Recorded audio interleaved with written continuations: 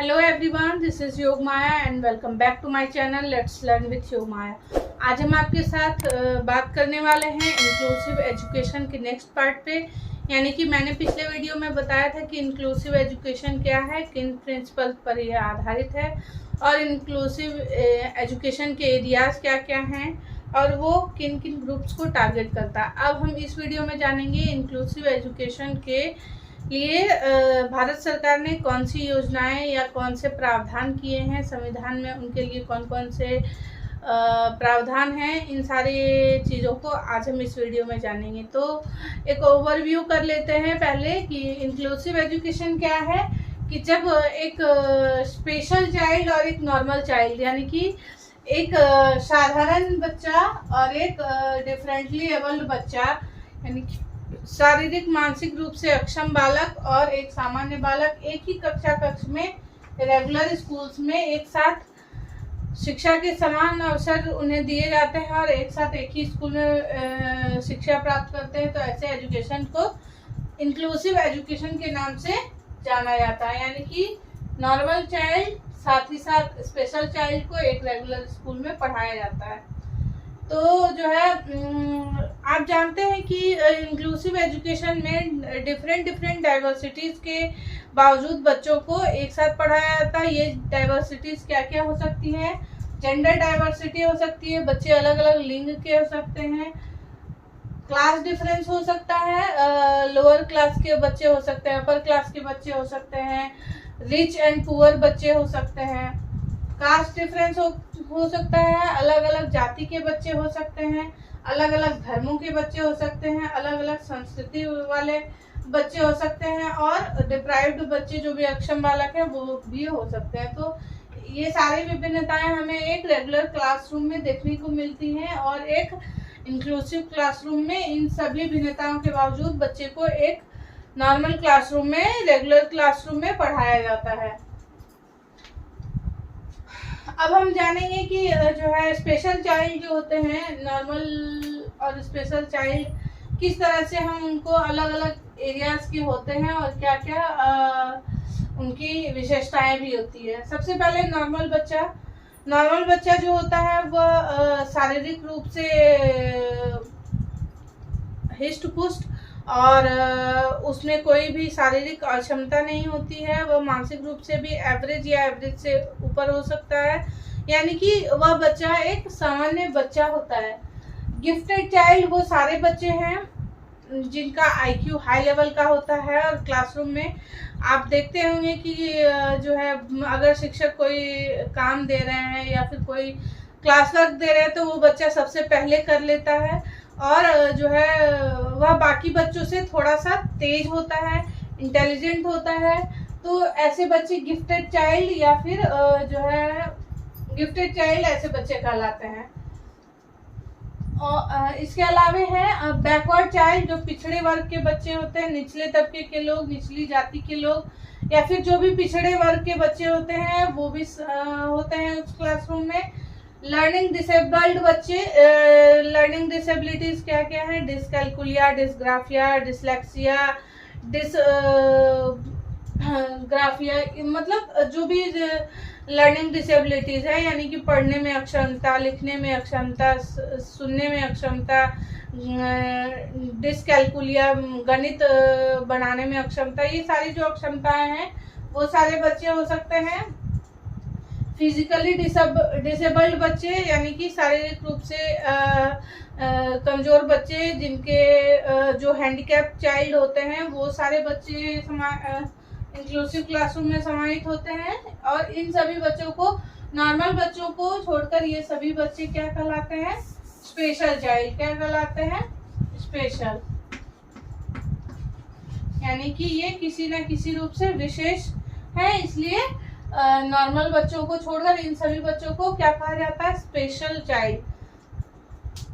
तो ये एक साधारण रूप से जो कंसेप्ट हो गया इंक्लूसिव क्लासरूम का वो है कि नॉर्मल चाइल्ड साथ ही साथ स्पेशल चाइल्ड दोनों एक ही साथ एक क्लासरूम में शिक्षा प्राप्त कर रहे हैं। अब हम जानते हैं कि इंक्लूसिव एजुकेशन और इंटीग्रेटेड एजुकेशन क्या है। इंटीग्रेटेड एजुकेशन का जो कंसेप्ट है वो पुराना है और इसका कंसेप्ट अरविंदो घोष ने लाया था, जो बहुत बड़े जो है शिक्षाविद हैं।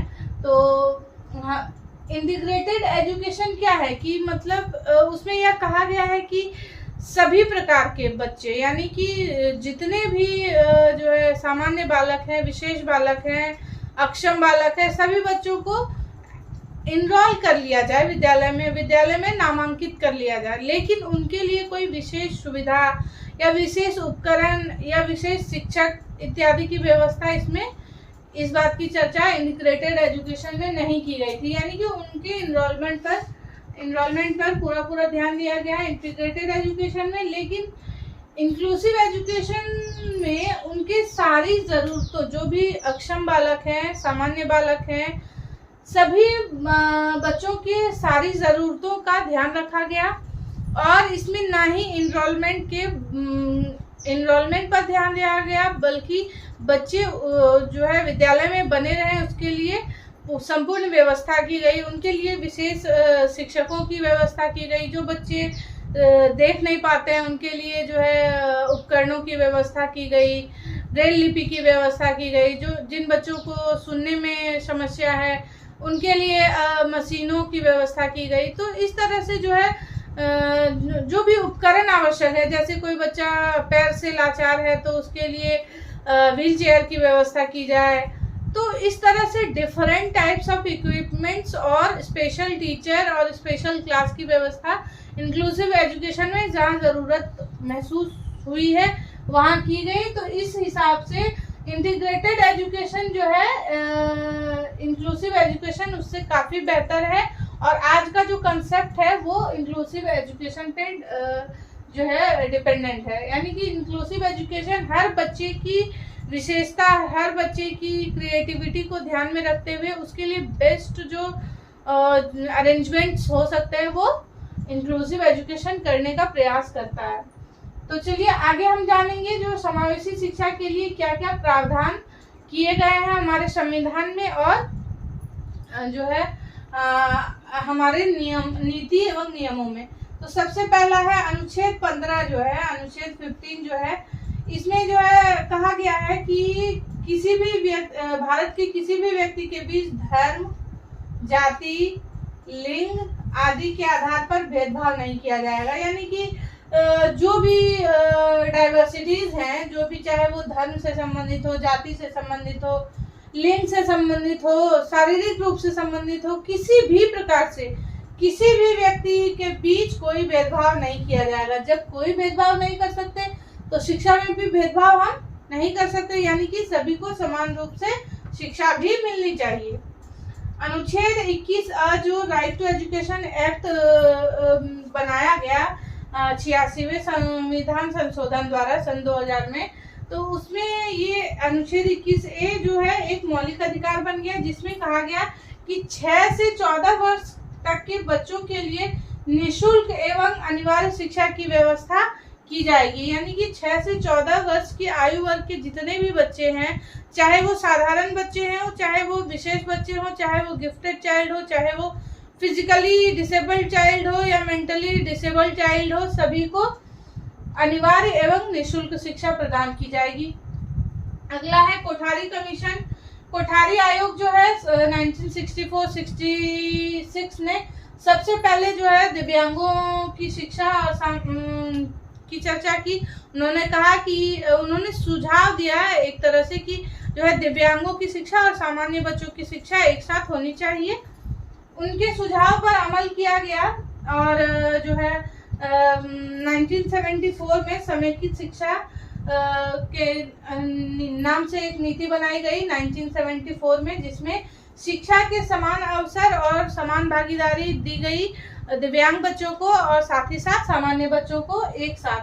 तो जो है कोठारी आयोग ने इसकी चर्चा की और इसके लिए समेकित शिक्षा का प्रावधान किया गया 1974 में, जो आगे चल के SSA 2000 में जो आया तो उसमें इसको मर्ज कर दिया गया था। शिक्षा के समान अवसर और भागीदारी इसका मूल्य उद्देश्य था। नेक्स्ट है राष्ट्रीय शिक्षा नीति 1986। राष्ट्रीय शिक्षा नीति 1986 जो है, इसमें बहुत ही स्ट्रांगली इस बात पर जो है नीति बनाई गई कि दिव्यांगों की शिक्षा के लिए विशेष प्रावधान किए जाए, साथ ही उन्हें सामान्य बच्चों के साथ सामान्य शिक्षा व्यवस्था में उनके लिए शिक्षा की व्यवस्था हो। जो बच्चे जैसे मेंटली रिटार्डेड हैं, जो पूर्णतः अक्षम बच्चे हैं, उनके लिए विशेष विद्यालयों की जो है स्थापना की जाए। जैसे आप देखते हैं मूक बाधिर विद्यालय होते हैं अलग से, तो या फिर ब्रेल लिपि वाले स्कूल होते हैं, दृष्टिबाधित के लिए अलग विद्यालय होता है। तो जो बच्चे बिल्कुल भी सामान्य विद्यालय में पढ़ने लायक ना हो या उन्हें बहुत समस्या हो, तो उनके लिए अलग से विद्यालयों की व्यवस्था। जो बच्चे जो है किसी भी प्रकार से अक्षम हैं या फिर जो है पिछड़े वर्गों से आते हैं या वंचित वर्गों से आते हैं, उन सभी के लिए छात्रावास की व्यवस्था की जाए। शिक्षा व्यवस्था को सुचारू रूप से चलाने के लिए उचित शिक्षकों की बहाली की जाए। जैसे कि जो दिव्यांगजन हैं उनके लिए स्पेशल टीचर्स की आवश्यकता जहां भी ज़रूरत हो उसकी व्यवस्था की जाए। साथ ही जो उपकरण आवश्यक हैं उनकी शिक्षा के लिए उनकी भी व्यवस्था की जाए। इन सब बातों पे चर्चा की गई 1986 में। इसके लिए पॉलिसीज बनाई गई और प्लान ऑफ एक्शन के तहत जो 1986 की कार्य योजना थी, प्लान ऑफ एक्शन 1992 में, इसमें जो है इन सभी बातों पर एम्फेसिस करके जो है नियम बनाए गए और उनको कार्य योजना के तहत लागू किया गया 1992 में। यानी कि यहाँ से शुरुआत हुई समावेशी शिक्षा के पूर्ण रूपेण प्रभाव की, और यहाँ से दिव्यांगजनों के लिए, सामान्य बच्चों के लिए, दृष्टिबाधित बच्चों के लिए, लर्निंग डिसेबल्ड बच्चों के लिए, फिजिकली डिसेबल्ड बच्चों के लिए, सभी बच्चों के लिए जो है यहाँ से कार्य करने शुरू किए गए। नेक्स्ट है दिव्यांगजन अधिनियम, पर्सन विद डिसेबिलिटी एक्ट 1995। इस अधिनियम के तहत जो है जो भी ये स्पेशली दिव्यांगों के लिए ही था। इस एक्ट के तहत जो भी दिव्यांग बच्चे या दिव्यांग लोग थे उनके लिए विशेष व्यवस्था की गई। उन्हें सरकारी सहायता, सरकारी अनुदान दिया गया, उनके लिए पेंशन की व्यवस्था की गई। विभिन्न प्रकार के नियुक्तियों में उनके लिए आरक्षण, विद्यालयों में उनके लिए विशेष सीट की व्यवस्था, और जो भी चीज़ें, जो भी सुविधाएं उनको दी जा सकती थी उसके तहत PWD एक्ट बनाया गया 1995 में। और इसके तहत दिव्यांगजनों को के लिए बहुत सारे नियम बनाए गए, बहुत सारी सुविधाएं बनाई गई, बहुत सारे प्रावधान उनके लिए किए गए जो कि उनके लिए लाभकारी सिद्ध हुए। अगला है निःशक्तता पर राष्ट्रीय नीति 2006। ये NCF 2005 के आने के बाद बना। NCF 2005 जब आया तो NCF का में समावेशी शिक्षा पर बहुत ज़्यादा एम्फेसिस किया गया था, क्योंकि NCF जो है बच्चों के लिए क्रिएटिव वर्ल्ड, यानी कि बच्चों के लिए क्रिएटिव वर्ल्ड बनाना चाहता था, बच्चों के लिए कंस्ट्रक्टिविज्म का एजुकेशन सिस्टम बनाना चाहता था। तो इस हिसाब से इंक्लूसिव एजुकेशन NCF का बहुत मुख्य पहलू था, और इसी के तहत जो है निःशक्तता पर राष्ट्रीय नीति 2006 में आई, जिसमें निःशक्त लोगों के लिए विभिन्न प्रकार की राष्ट्रीय नीति बनाए गए। अगला है जो है SSA 2000। SSA में 2000 जब सर्व शिक्षा अभियान 2000 में जब आया तो इसने जो है विभिन्न वर्गों के बच्चों की शिक्षा के लिए प्रयास किए। साथ ही साथ जो दिव्यांग बच्चे थे उनके लिए विभिन्न मदों में पठन पाठन की सुविधाएं, उनके लिए छात्रावास की सुविधा, उनके लिए उपकरण जैसे व्हील चेयर वगैरह या फिर ब्रेल लिपि की व्यवस्था, इन सारी चीज़ों की व्यवस्था SSA में भी की गई। तो इस हिसाब से SSA भी समावेशी शिक्षा में अपना महत्वपूर्ण रोल निभाता है। भारतीय पुनर्वास परिषद अधिनियम 1992, इसको RCI यानी कि रिहेबिलिटेशन काउंसिल ऑफ इंडिया 1992 में स्थापित किया गया, जिसमें भारतीय पुनर्वास परिषद के तहत जो भी पुनर्वास से संबंधित सुविधाएं थी उनके लिए नियम बनाए गए। और यह जो है मुख्य रूप से पुनर्वास और अक्षम लोगों के लिए विभिन्न प्रकार की सुविधाएं लेकर आता है। भारतीय पुनर्वास परिषद RCI 1992 में जो बनाया गया, और एक आखिरी बचता है RTE 2009।